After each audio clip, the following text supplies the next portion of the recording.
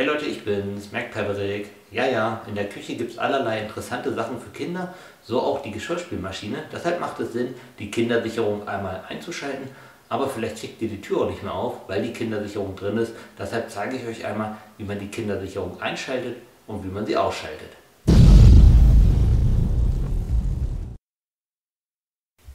Ja, wenn ihr die Tür nicht aufbekommt, weil sie verriegelt ist, dann müsst ihr einfach hier diesen Riegel mal zur Seite schieben und die Kindersicherung damit entriegeln und dann geht die Tür auch wieder auf.